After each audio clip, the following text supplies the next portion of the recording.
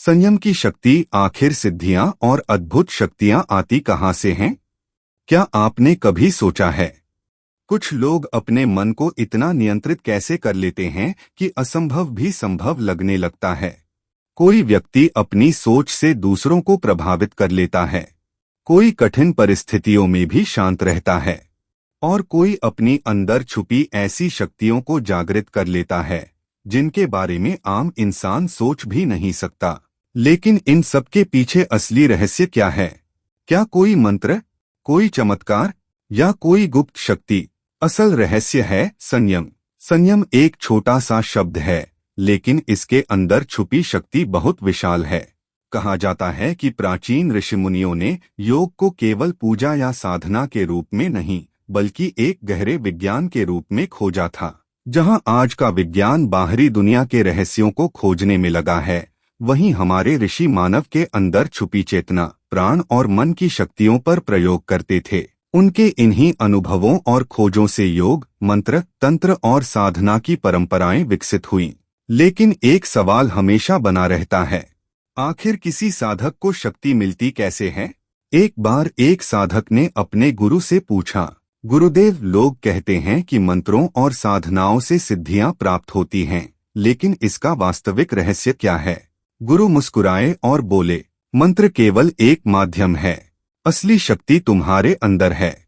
जिस दिन तुम्हारा मन, ध्यान और चेतना एक दिशा में पूरी तरह स्थिर हो जाएंगे, उसी दिन तुम्हारे अंदर की शक्ति जागृत होने लगेगी। यही है संयम का रहस्य। योग दर्शन में कहा गया है, धारणा, ध्यान और समाधि, इन तीनों का एक साथ होना ही संयम है।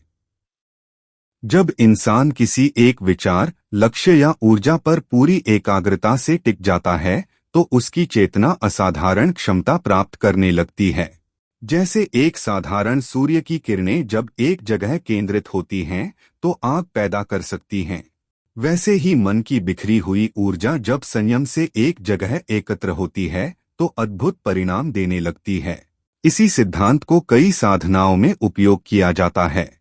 मंत्र मन को एकाग्र करने का माध्यम बनते हैं, ध्यान मन को स्थिर करता है, और समाधि में साधक स्वयं को उस चेतना से जोड़ने लगता है। कई योग ग्रंथों में बताया गया है कि संयम के माध्यम से मन की गहराइयों को समझा जा सकता है, अपनी क्षमताओं को बढ़ाया जा सकता है और चेतना के नए स्तरों का अनुभव किया जा सकता है।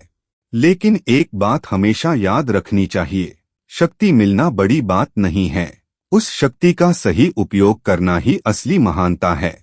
जिस प्रकार विज्ञान अच्छे हाथों में विकास करता है और गलत हाथों में विनाश कर सकता है, उसी प्रकार आध्यात्मिक शक्तियां भी व्यक्ति की सोच और उद्देश्य पर निर्भर करती हैं। सच्चा साधक वही है जो शक्ति के साथ विनम्रता और जिम्मेदारी भी रखता है।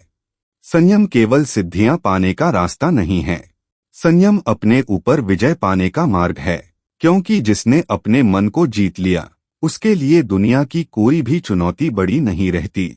तो अब आप बताइए, क्या आपके अनुसार इंसान की सबसे बड़ी शक्ति उसका शरीर है, उसका ज्ञान है या उसका नियंत्रित मन?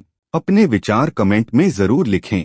अगर आपको ऐसी ही प्रेरणादायक और रहस्यमयी कहानियां पसंद हैं, तो द डेली ड्राइव मीडिया को फॉलो करें और इस ज्ञान को उन लोगों तक जरूर पहुंचाएं जो अपने अंदर की शक्ति को पहचानना चाहते हैं। धन्यवाद।